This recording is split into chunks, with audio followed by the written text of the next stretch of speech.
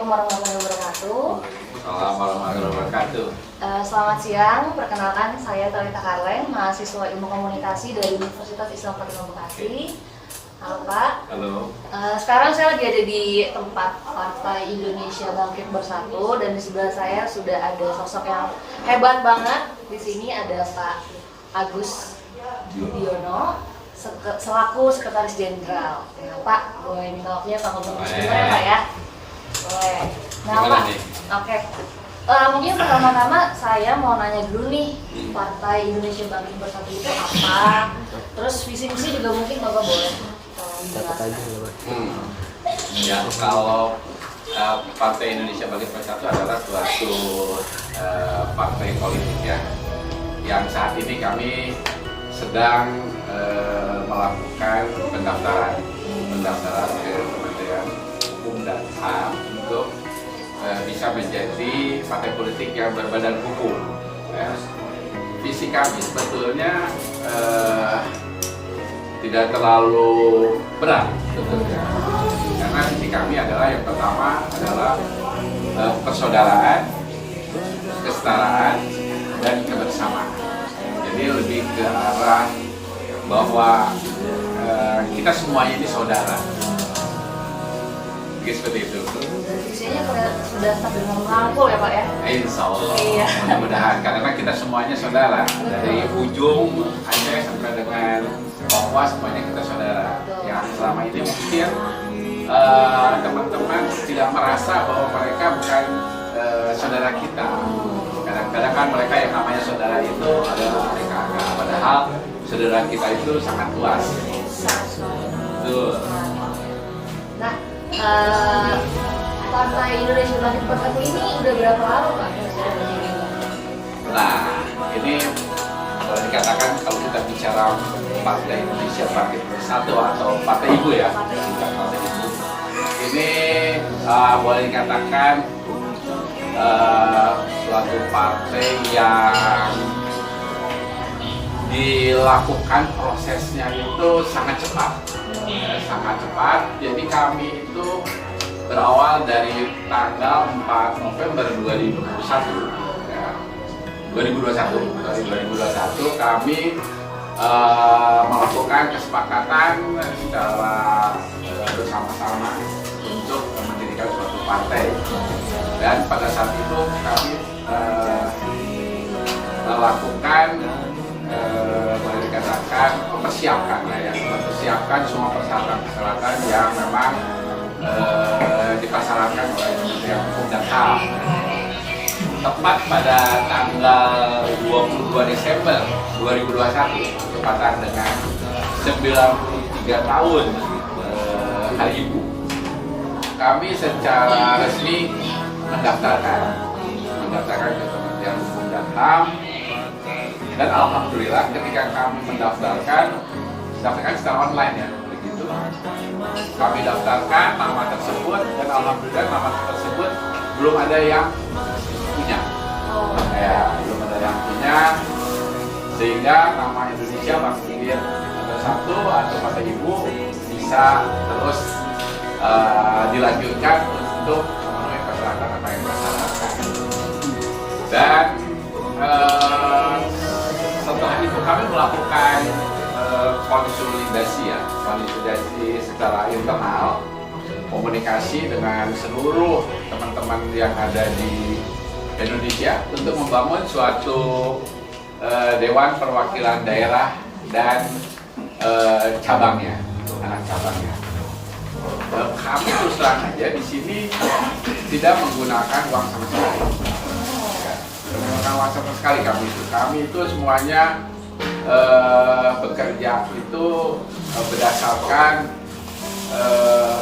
bahwa kami punya niat yang sama, ingin supaya rakyat Indonesia bisa sejahtera dan makmur ya harusnya gitu ya.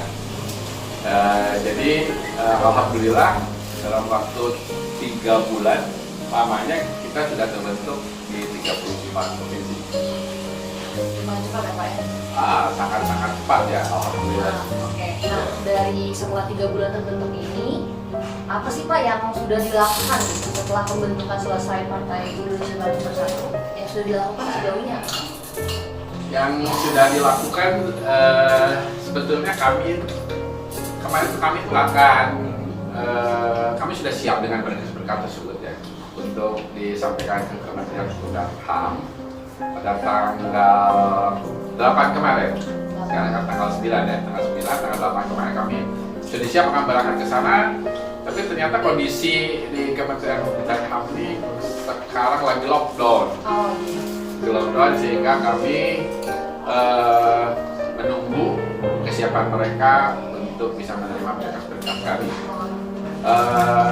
Sambil menunggu itu kami tetap melakukan konsolidasi, komunikasi dengan teman-teman yang ada di provinsi-provinsi yang ada di seluruh Indonesia.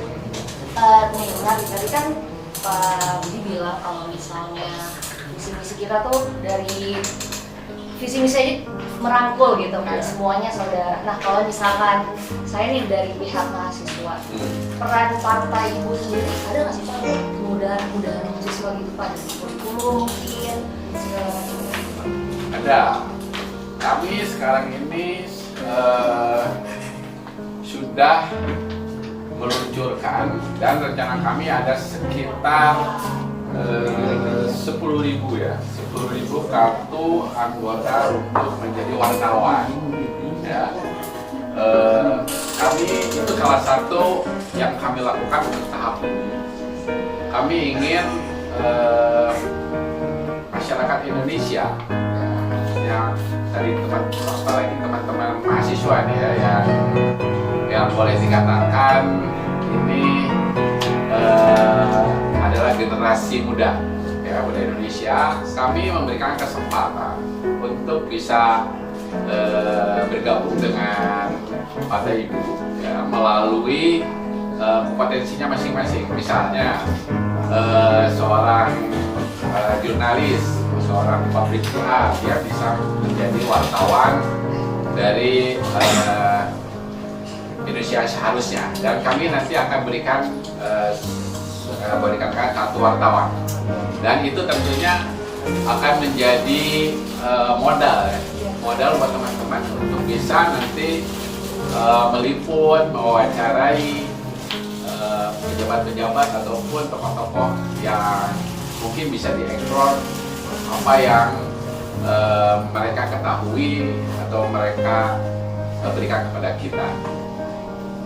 Nah, kan tadi Bapak bilang mau ada pembukaan wartawan nih. Ya. Cuman saya sebagai mahasiswa, teman-teman di luar sana sebagai mahasiswa juga pasti banyak banget yang tertarik nih pengen gabung. Tapi banyak juga yang saya yakin masih takut nih sama skill yang mereka punya.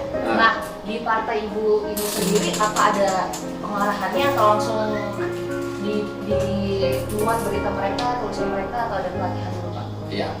Yang penting sebetulnya jadi jurnalis itu harus punya dulu di dalam dirinya sendiri adalah kemauan, terus adanya keinginan untuk bisa mencari informasi, ya.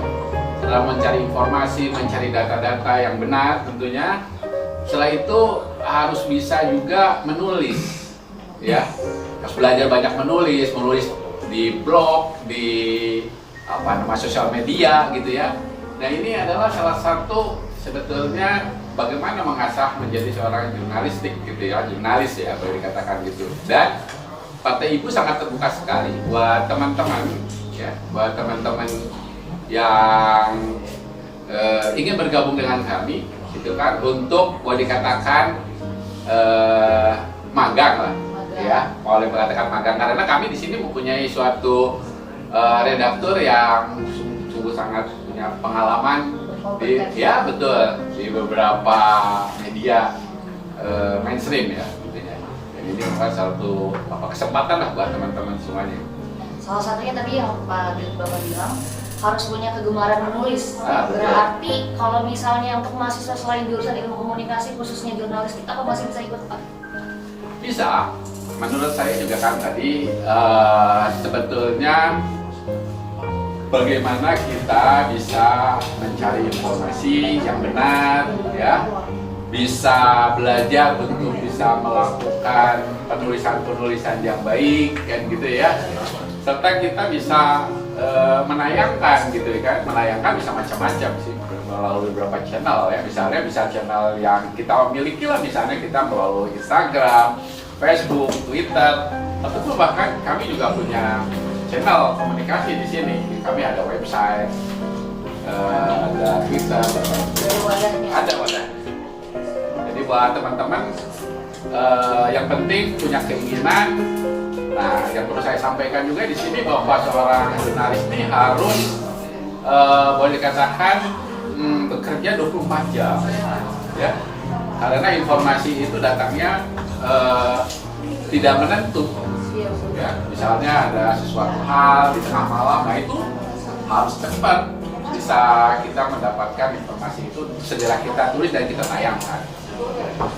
Teman-teman mahasiswa tuh tadi udah dijelasin, nggak usah takut kalau misalnya mau gabung ya Pak ya, karena wadahnya udah disediain, terus bakal ada pengarahan juga, dan bebas mau jurusan apa, dan harus jurnalistik. Yang penting tadi udah dijelasin ada kemauan buat belajar, kegemaran menulis ya Pak ya, dan cekatan juga, karena yang namanya berita itu kan kapan aja datangnya.